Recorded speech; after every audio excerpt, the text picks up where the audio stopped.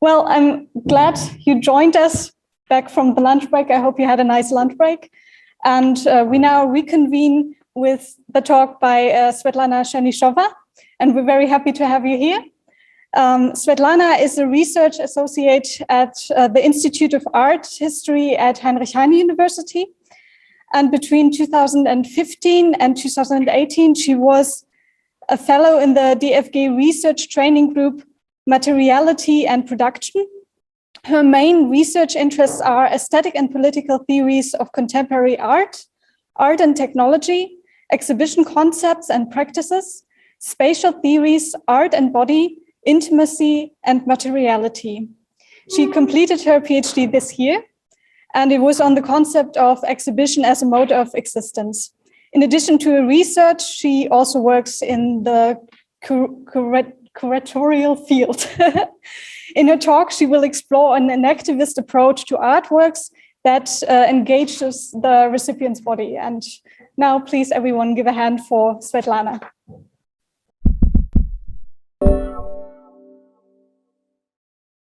Thanks a lot for the invitation and also for the kind introduction. And I guess I just start now.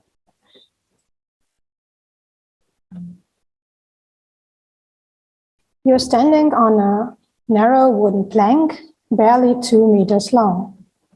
You can see skyscrapers below and around you, as you are about 200 meters above the ground.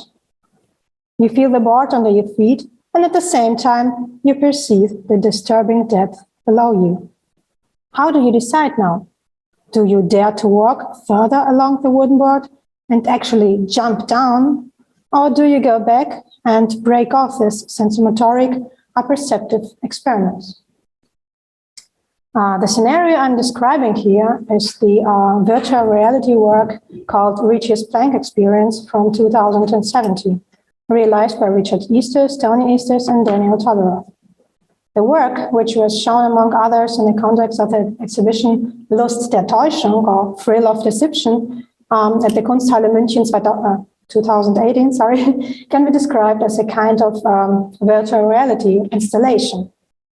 In addition to the VR glasses, as well as the associated technical device, the work consists in material terms of a wooden board that lies in the exhibition space and is actually walked on by the visitors inside the exhibition. And here's also an image showing the perspective when you're wearing the VR glasses. With this configuration of a so-called simulated experience, the 3D video and the concrete material level of movement of the wooden board, the work confronts us with a wide spectrum of questions. What forms of body involvement does this work trigger? Which levels overlap? And to what extent is it about something that has not yet been explicitly grasped in the previous art scientific discussions? I will address these questions today in a sketchy way by looking at two works in a little more detail. First, the already mentioned work Ricci's Planck Experience, as well as Till Bödecker's Think Outside the Box. I will first focus on these two works as settings and question their respective sensual modalities. With this in mind, I will address the question of what is specific to these works, if you want to describe them as proprioceptive. In the course of this, I will present an approach that picks up 3 moments: the level of affordance, the presence and presence effects, and of enactivism or inactivity. With this, I will, in the sense of an outline, bring the topic of bodily involvement into focus by questioning especially the relation to the environment. Finally, I will formulate a brief perspective for the further discussion of proprioceptive art. Let's now take a closer look at Ricci's Planck Experience. The VR work primarily addresses the perception of height. Even more, it does not merely represent height, but makes it present. That is to say, it makes it experienceable. The scenario envisages that we visually travel in a kind of simulation to the height of the 80th floor of a skyscraper, from where we have the opportunity to surrender to the depths and jump, knowing full well that it's only simulation and that nothing can physically happen to us. Because even if the sense of sight makes us believe that we are at the height of 200 meters, we are only standing on a wooden board and are therefore just about 5 centimeters away from the ground. And it's precisely at this point that something decisive emerges. Because although they know about the safety of the experiment, the jump, if it's carried out at all, turns out to be an enormous physical overcoming. This finally culminates in the moment of impact when they hit the ground and feel the dissonance of the senses in a very radically material way. Visually prepared for a long fall, we then land on the floor of the exhibition space within a very short time. We land in a concrete here and now that suddenly becomes tangible in a different way. Ritchie's Planck experience consequently operates the medial as well as sensory superimposition. With regard to the involved senses, we can say that above all, the sense of sight as well as the sense of movement come to the fore. That means that we are addressed as a seeing body and as a moving body, and are finally brought into a perceptual situation in which we ourselves perceive this twofold sense addressing. I formulate it a little more concretely. Through the discrepancy between the sense of sight and the sense of movement, we experience ourselves in a meta-reflexive way in our own sensuality. A different addressing of sensory system is accomplished by the second work I would like to talk about, at least briefly today, and which may be very familiar to some of you. Till Bödicker's Think Outside the Box. The work was, for example, shown, even though show would probably be the wrong or an insufficient term here, but it was to see it as part of artist solo exhibition Test Chamber Isolation at the Nails Project Room in Düsseldorf 2020. The work can initially be described as an isolation tank filled with warm salt water. But it's not only sculptural or installative work, for the essential moment consists in the own physical participation of the visitors.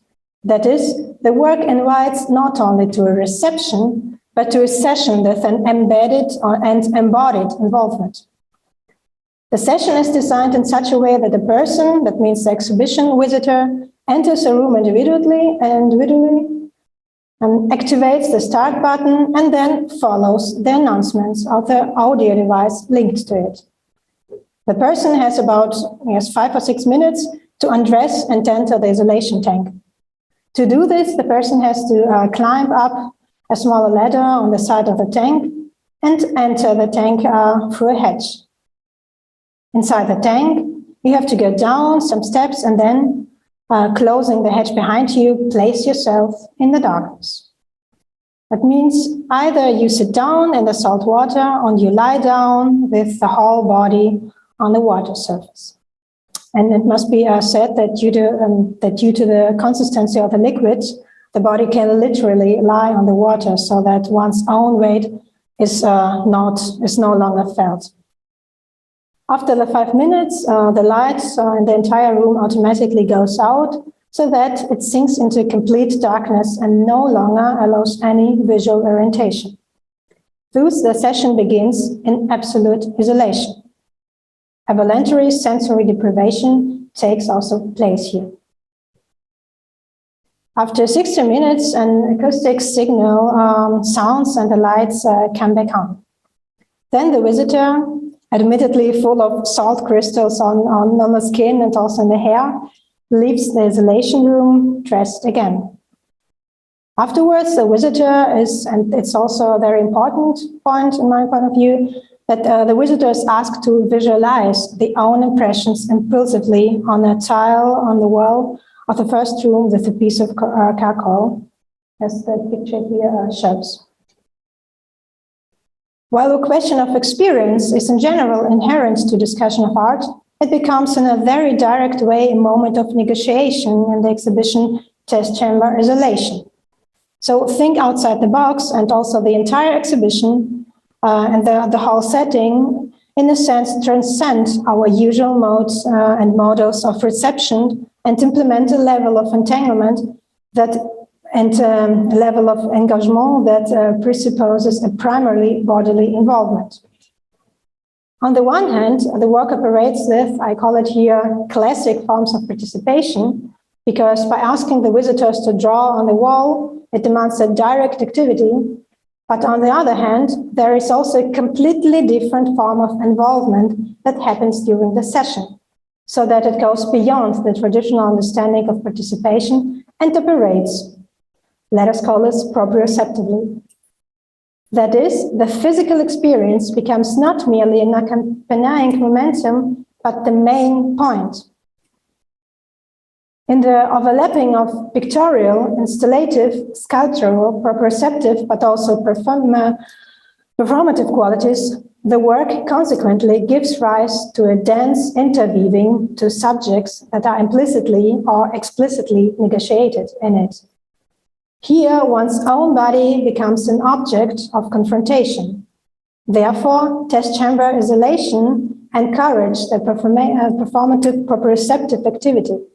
The exhibition explicitly addresses the theme of experience, but at the same time, it goes beyond it insofar as the experience is not merely made, but it's also made communicable. Although the two works, Reach's blank experience and Think Outside the Box, are very different, they are at the same time connected by certain elements, namely the going beyond installative as well as merely participative forms. Both works operate with very specific body involvements and addresses. Accordingly, they initiate fundamental shifts.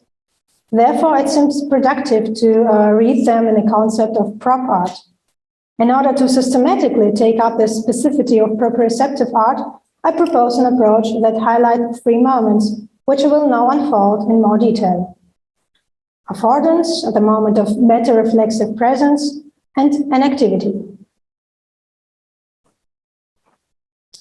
Let us first look at the settings of the two works. As already mentioned, both can be described as a kind of installations.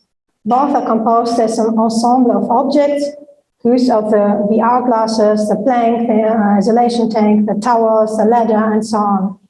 But it does not remain merely a passive accumulation of things. What distinguishes the setting of Reach's blank experience and also to Berica's Think Outside the Box is a certain offering character. What is meant by this is, first and foremost, a very concrete material level that addresses us as a body. The plank on which we can stand, the glasses we put on, or the ladder we climb. This offering character is highlighted, for instance, in James Gibson's concept of affordance.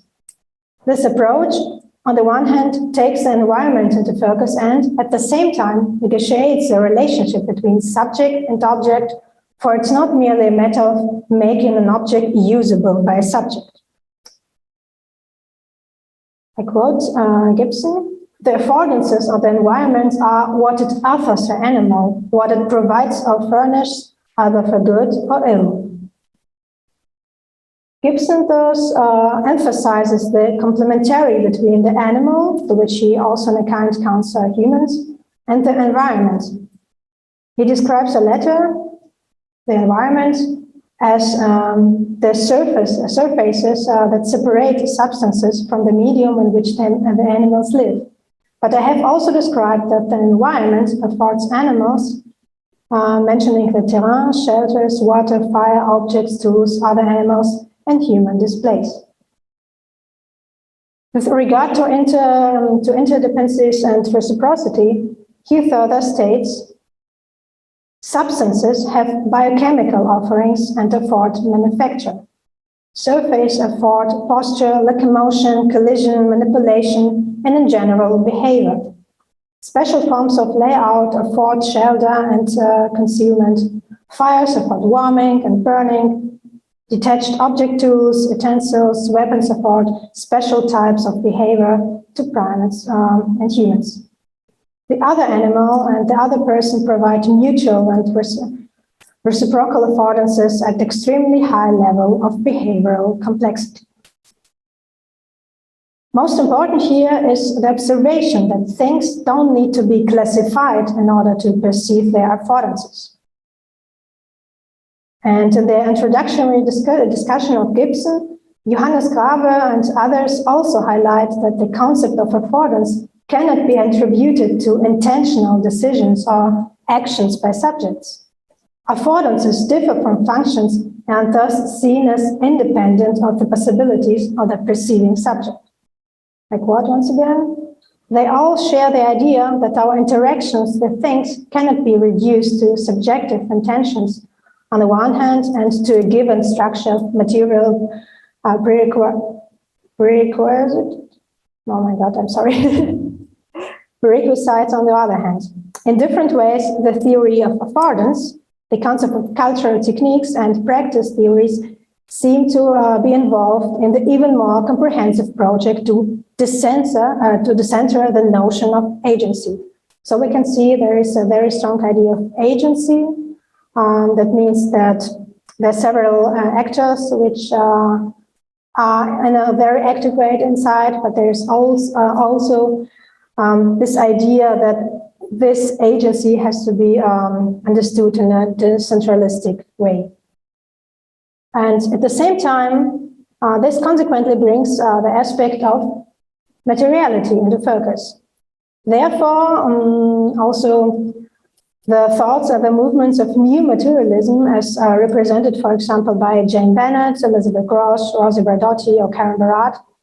So they spoke and still speak out against the exceptionalism of the human and plead for taking matter seriously. The matter, they argue, is not simply passive and in this sense politically irrelevant, but as, for example, Anne Catherine Hales sums it up, it's also lively and vibrant. So new materialism tends to locate the human on a continuum with non-human life and material process rather than as a privileged special category. Diana Kuhl and Samantha Frost also emphasize in the introduction to the volume New Materialism, Ontology, Agency, and Politics. In distinction from some recent examples of constructivism, new materialists emphasize the productivity and resilience of matter. The idea is to give materiality its due, allied to the myriad ways in which matter is both self-constituting and invested with and reconfigured by inter-subject interventions that have their own quotient of materiality. This gesture of decentering the human also entails a negotiation of the relationship between subject and object in a different way. In this way, the notion of materiality allows us to be mindful of entities and also modes of activity that fall outside of the common, take autonomously functioning notions. The context of more than human worlds, therefore, consequently opens up a sensitivity to any forms of entities, or even more, shows the necessity to take these forms into account and not to dismiss materiality resistances as, for example, animism, but to understand them as a special acting mode of existence. Accordingly, the connotation of what objects are or do also shifts. And so, that means that both the spectrum of who acts at all is expanded, as well as the question which modes of existence are addressed by this. With regard to artistic works, it can be concluded that entities and configurations that act differently and consequently also allow other formations of materiality, and they also must now come into view. In his article, Towards an Ecology of Materials, Tim Ingold describes the dimension of a material with recourse to Deleuze and Guattari as follows. It is to think from materials, not about them, to find the consciousness or thought of the matter flow. As the dancer thinks from the body, So the artisan thinks from materials. However, this from is not to be understood in a sense of empathy or Einfühlung, for it rather focuses on the reciprocal production that takes place through materiality. Therefore, we kind of result from the material affordances, from the glasses, the ladder, the isolation tank, and so on. To sum up, the affordance can be seen as the first characteristic point of artistic works, which can be called proprioceptive in a direct way. And what is first of all important here is the focus on the environment, the respective material settings. But at the same time, it's important that the environment, the milieu, is not understood as something passive or merely fulfills functions, but rather, speaking with Gilbert Simondon, for example, it's also an associative milieu. That means a reciprocal production takes place here, which focus both visitors as well as materials, and both as active. Now the second point. Presence effects, and also some kind of affectation moments.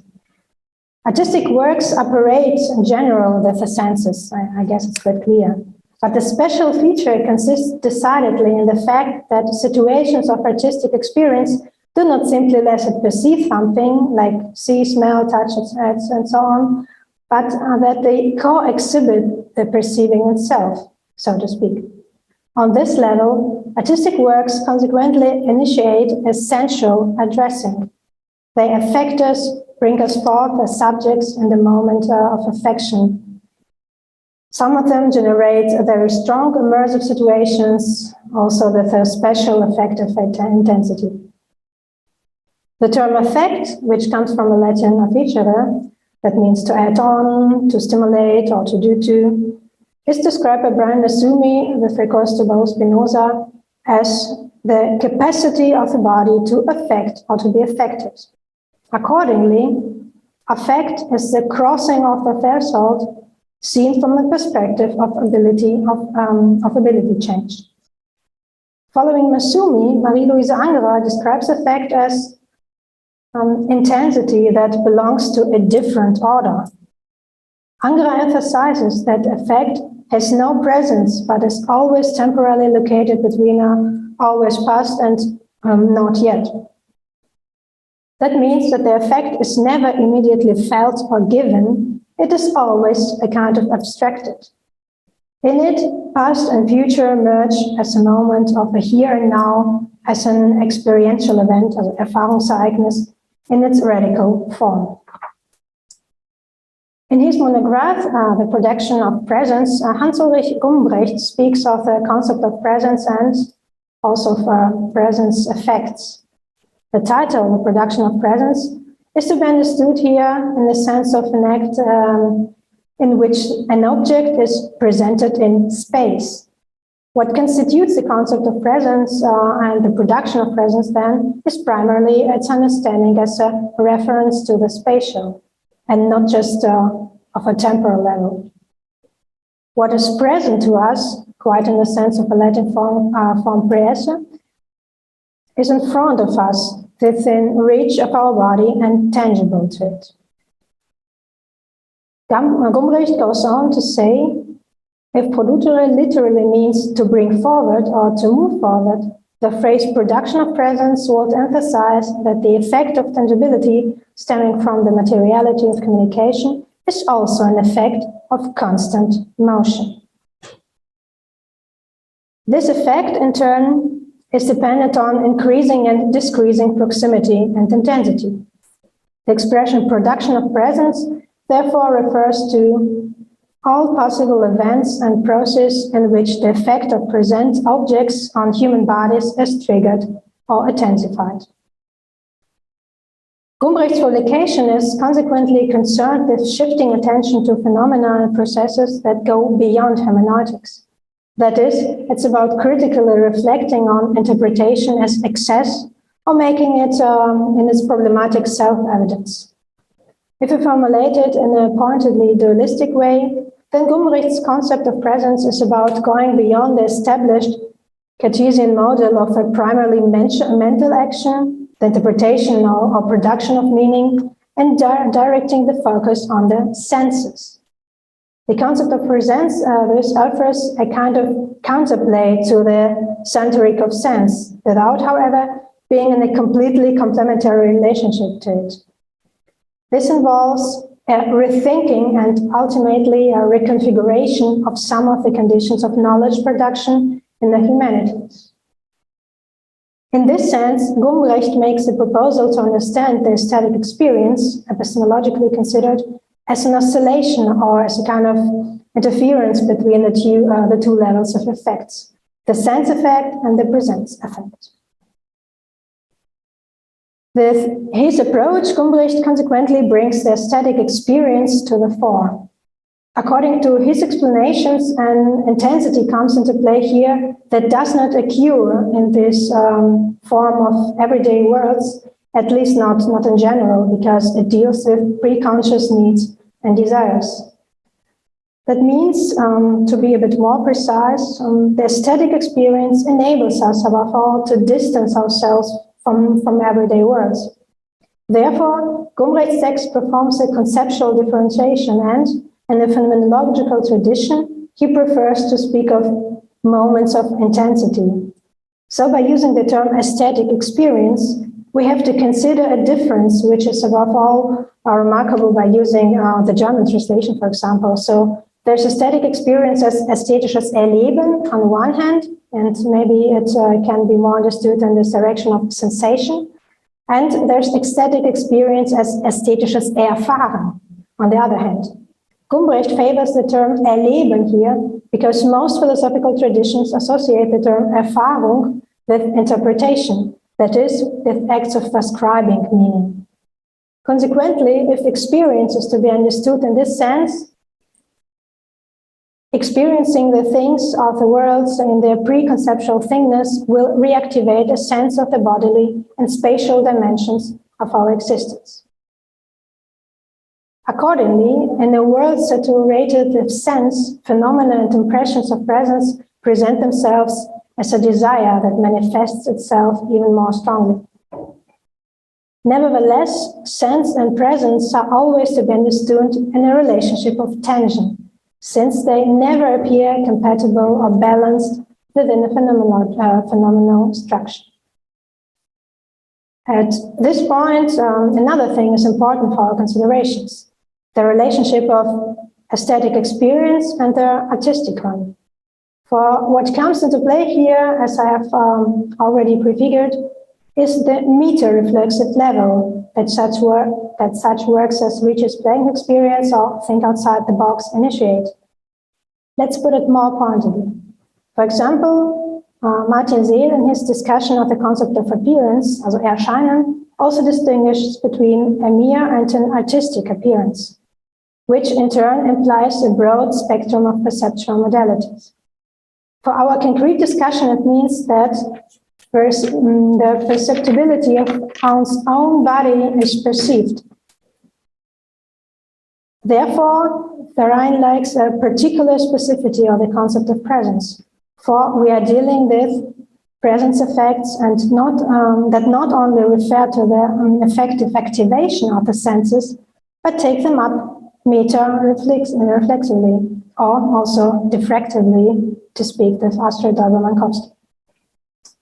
Therefore, when we come back to our artistic works, Reach's blank experience initially affects us on the visual level and performs an almost too violent present effect at the very moment when we hit the hard floor of exhibition space after the jump. And in Think Outside the Box, it's above all the suspension of the sense of sight and also the haptic of the warm liquid that address us in sensations. Let us finally come to the third point, enactivism or inactivity. As has already become clear, both Reach's blank experience and Think Outside the Box focus on the body. But at this point, it seems important to question this focus more explicitly in order to be able to understand what is special about this addressing of the body. Here, the distinction in particular proves to be productive, namely the distinction between body image and body schema, like Marcus mentioned yesterday, I guess. In his essay, Bild, Körper und Körperschema, Image, Body and Body Schema, John Michael Croix addresses this distinction, which goes back to the neurologist Henry Head, among others. In the course of this, Croix describes the body as a postural model of the body schema as a postural model of the body. That means that the body is coordinated by some kind of instance to achieve a unity of sensory impulses. Therefore, it is less about a mental process and more about a proprioceptive self that consists in the continuous grasping of the body as an ambulatory standpoint in space. Body image, on the other hand, describes around a conscious phenomenon that involves a conscious bodily self-perception, the visual appearance, and other directly sensually perceptible appearances of one's body as an object. Nevertheless,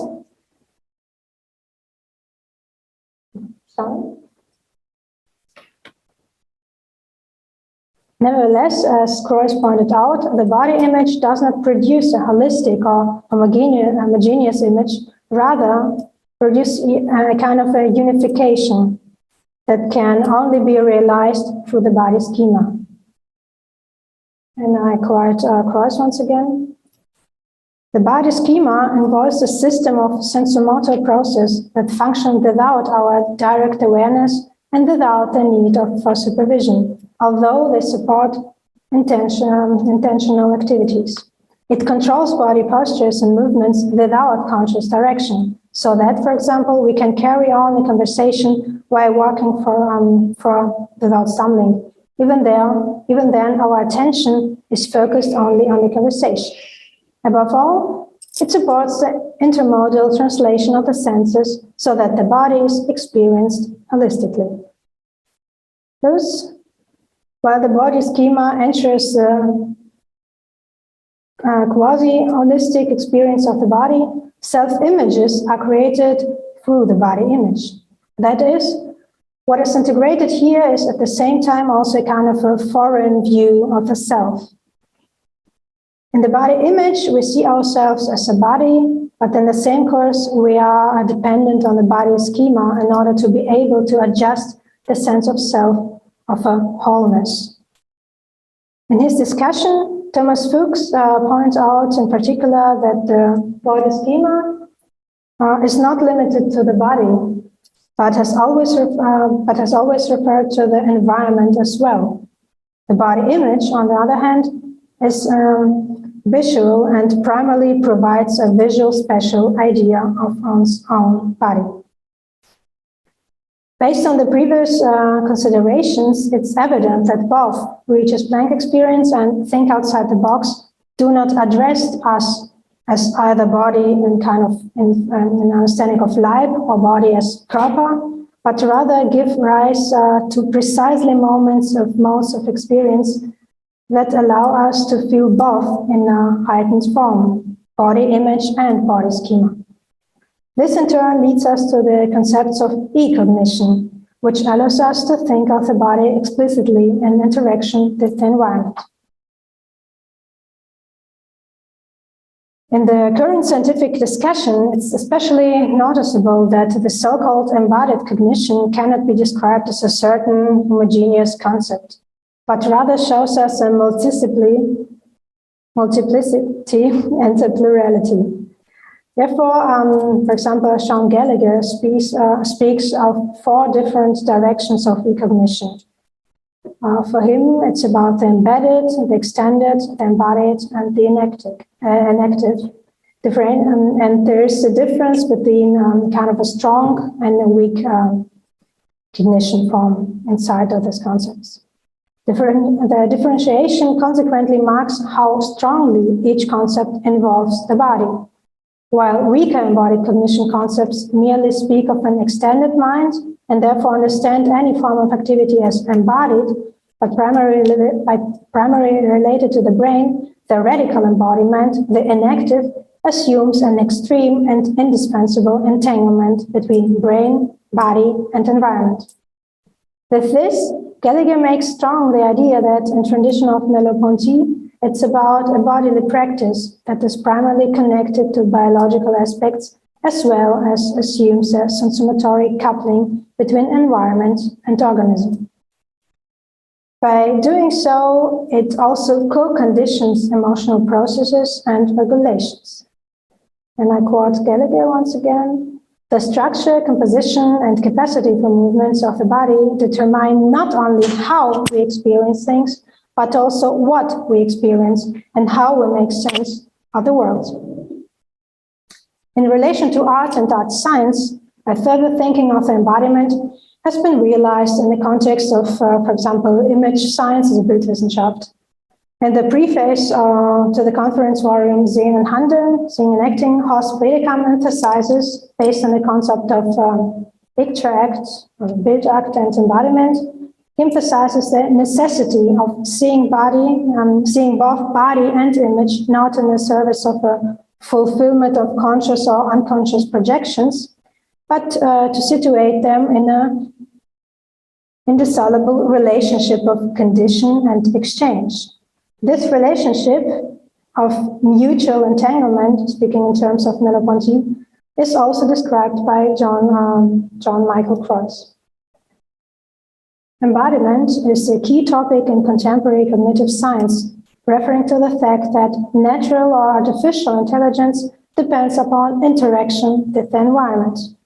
This conception is termed enactive because it depends upon the ability to actively gain access to the world via skilled actions involving sensing and motor activity. Following the approach outlined here, productive interferences arise for us if we extend the enactivism related to the image and transfer it to artistic situations or settings. Ritsch's blank experience accordingly reveals itself to be enactive by producing a dissonant overlap between body image and body schema. So we can say that there's a kind of intrusion that takes place here through the environment, the images of the hourglasses, but also through the materiality of the floor. We radically perceive the environment and its concreteness, which approach us as a body.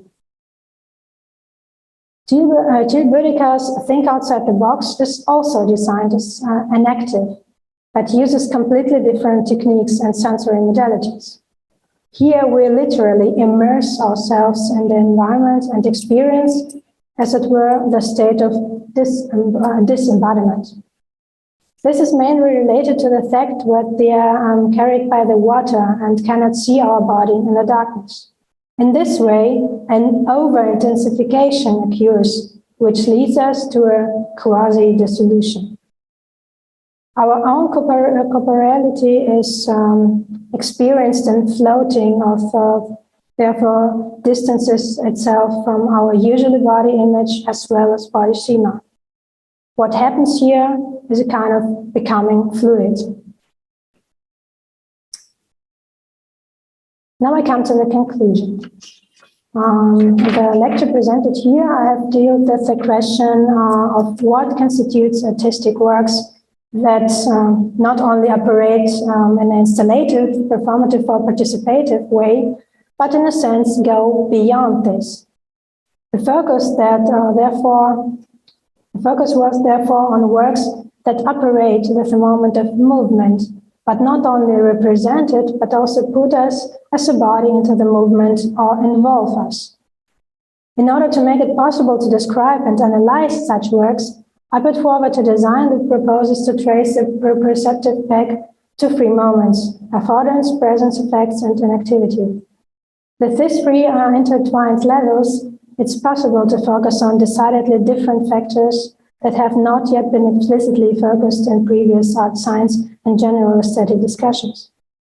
The core idea in all of this is to understand artistic works as environmental and environment generating, always addressing us multimodally as bodies.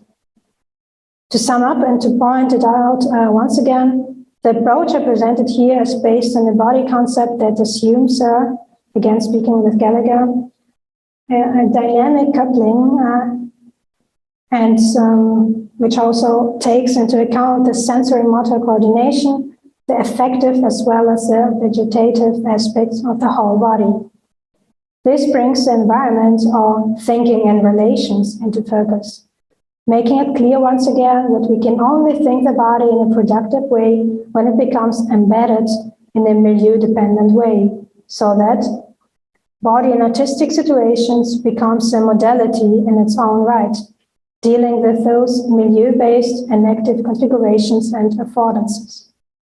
Consequently, if we are interested in talking about proprioceptive art as a kind of category or genre, then for me it's about the constellation of those three moments I presented today that make the crucial difference. As a genre, then, proprioceptive art, in my understanding, first and foremost initiates a shift that readjusts and rethinks the positioning of corporeal in art. So it's understood as materially involved, stimulated, and simply in motion. Thank you for your attention.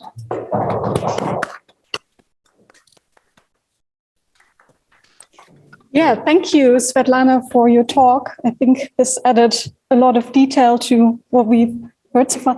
If you would mind us changing positions, then I can use the board for the laptop. Thank you.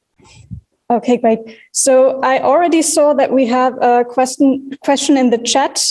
Just to remind everyone, it's sufficient to just type in a Q. You don't need to put in full sentences or even your question. So I'm giving the floor to Pedro Farina Gomez. Okay, thank you. Can you hear me? Yes. Okay, thanks. Thank you for your talk. I would like to ask you, what is the difference you established between aesthetic experience and artistic experience? Because you mentioned that in a slide very quickly, and I couldn't get it. If you please could tell me. Okay, yeah, thank you for your question. I would say that this topic and the reason why I just mentioned this words was because there are very huge discussion about what's about aesthetics in general. Is it a field that is concretely just something that exists only in the art fields? That would mean that there's the discourse that says that aesthetic experience is something that is directly connected to art. And there's also another understanding of this word and of this term by saying that aesthetic experience can be made everywhere in every single situation. And for me, it was quite important just to mention this discourse and just to mention the distinction between these understandings, and just to make clear that when I cite Gumbrecht, for him, it's also important. Yeah, in his text is quite, I guess, that is a kind of a mix up of the both, but this concept of aesthetic in general is something that simply is quite related to several discussions, and that was actually the point why I wanted to mention it in this way. Thanks. Okay, next we come to Charles. Thanks for the talk. I don't suppose I'm going to make any friends here, but I just don't get it at all why this would be count as proprioceptive art. I was sort of thinking about yesterday's experience that we in person had, hanging from the roof. And for me, I appreciated it both because I hadn't seen anything like it before. You could say it had an original component to it, and it seemed to be speaking about something else, about connection and vulnerability. And it wasn't just about an illusion or a trick of perception. Whereas both the flotation tank has been around since the 1960s, extensively studied in many situations, gets people to reflect and maybe improves their well-being. You have the psychologists studying people who've been in such isolation tanks, being asked, what did you hallucinate? Which is not so different, it seems to me, from drawing on a wall. And so the Planck again, if you went to any visual VR lab in Japan over the last 20 years, you'd always get taken there, put the VR headset on and taken to the top of a skyscraper while walking on a plank or feeling the edge of the building as you're teetering over the edge. Again, as kind of a play or a little illusion, but nothing more. And it feels like both of the examples you gave are just directly transposing laboratory experiments without, maybe my problem is I fail to see the originality or what's extra, or that it makes you think about anything other than just the illusion or the effect itself. And that's why, for me, I was much more impressed by yesterday's example, both for its originality and because, at least for me, it made me think about more than just my feeling of horror suspended in space. Thanks, first of all, for your comments. I think that for me, the general point in this discussion is about, or also concerning the topic of originality, is the question, what happens then, a kind of, when you can call it as a usual experience in this floating tank is already is still is a kind of transferred or transformed into a situation inside an exhibition space. And for me, the very special moments in general just happens in this transformation process. So for me, the originality of the work is not about the question of which materials are used here or which, new forms are here to see and so on. But the originality, in my personal opinion or in my understanding, are exactly in this transformation and in the moment, in this gesture, then you start to ask yourself what happens to our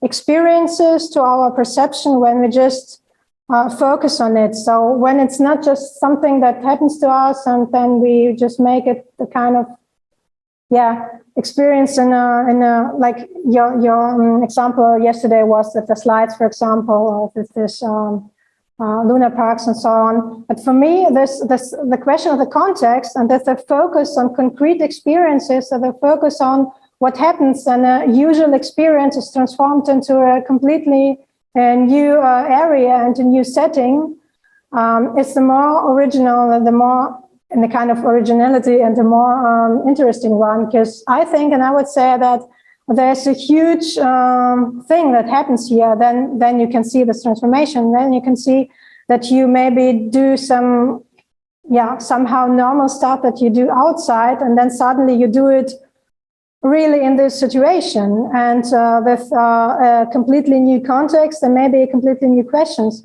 And the whole thing for me is, it's interesting because for me, I start to think about the question, what happens here and what shifts can be seen here in this moment when you can see that your experiences just get a different focus. And that's the reason why I would say that the originality of the artworks is just because of this level of transformation and of recontextualization and of creating something new in this setting, in this new area. Okay, next we come to Marcus.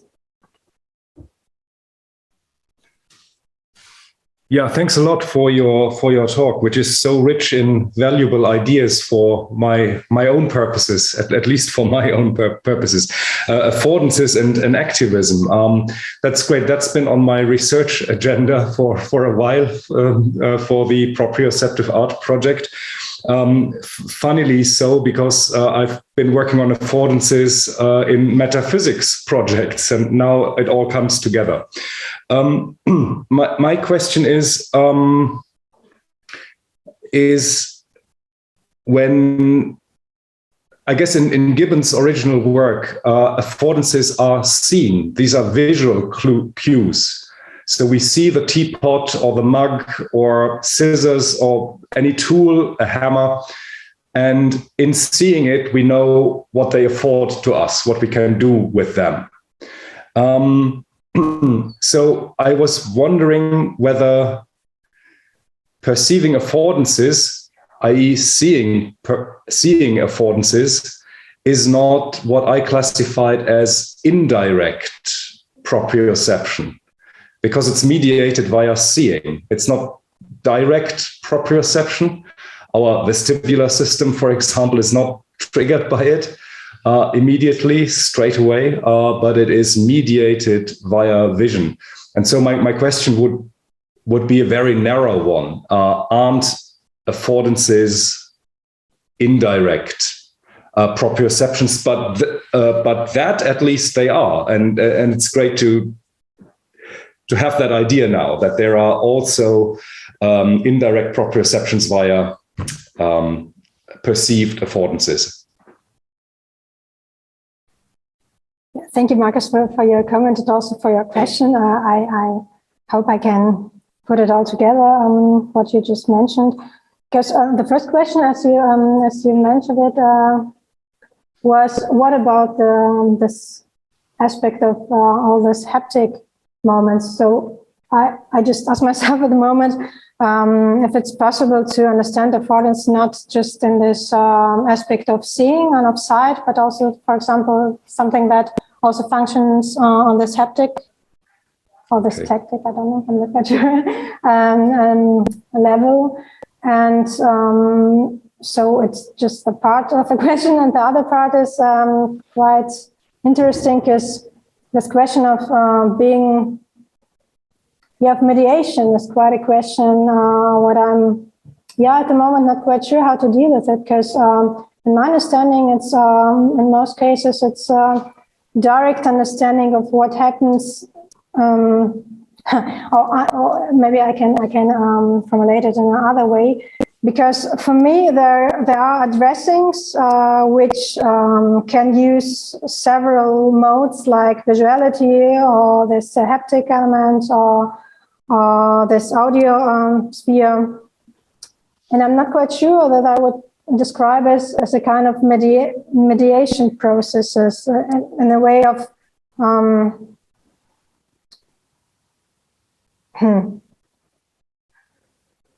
But I'm sorry. I mean, I'm not sure either. But it's it's for future work to decide in which sense directly and in which sense indirectly. Yeah. But I would say that maybe the point, because for me it was important to talk about affordances, or because I thought that it could be a special characteristic point for proprioceptive art, is just the fact that when we are when there's an artistic situation, or an artistic situation has to produce affordances, in my point of view, so that then it's possible for us to interact with it in a way. It's not said that there's kind of that the affordances are just here and we come to the situation and they are just things that happen here. Because in my understanding, there's always a relation between it. So it's kind of something that happens as events in the moment. But nonetheless, I think that for the understanding of what happens exactly in the situation when we have an object or a constellation of objects or installation at all, but for me, it's important to understand that it all creates something that I try to focus by using this concept of affordance. Because for me, it was quite important to see and to focus on this material aspect and of this situation and of all these moments that the constellation of material elements just give you in a special moment, so that you react and you interact, and there's a kind of very, very strict and strong interrelation that happens here. Let's maybe move on to the next question. Okay, so next up is Robin Curtis from Svetlana. Hi, thanks so much. Do you hear me? Yeah. Okay, perfect.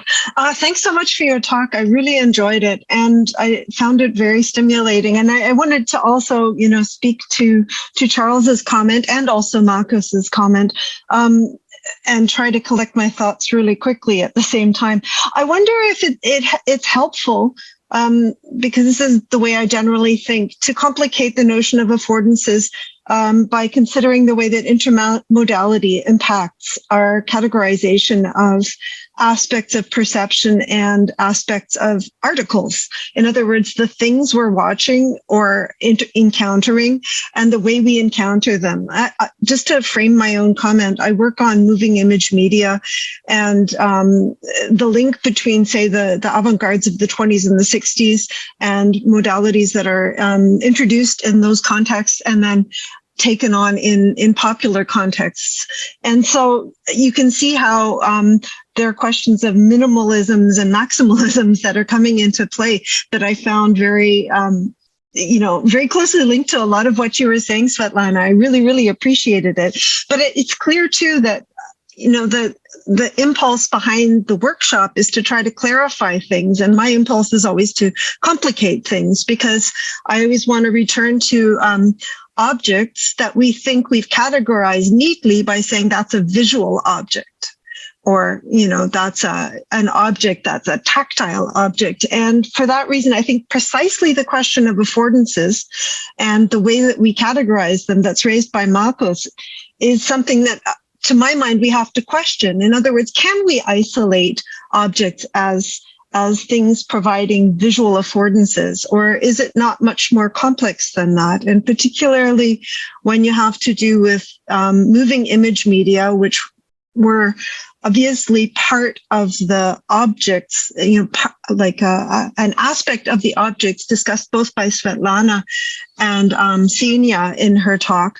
You have to start to wonder if it's simply the case of illusion versus reality or direct encounter, or whether we don't have to consider the way in which the moving image media is bringing up other issues about the way that we encounter the world. In other words, I'm with you all the way, Svetlana, in your approach, but it hinders a neat categorization of media as proprioceptive because we slide on a slide, and non-proprioceptive because I'm really it's sorry, mediated. but we will have to give Svetlana the chance to answer now. Sorry, that's it. We don't have that much time anymore, so I have to interrupt at this point. I'm sorry, I'm not quite sure if I really can answer this, because I think that I would more read it as a kind of, or more understand it as a kind of comment or further thinking of all that I presented today. And I think, of course,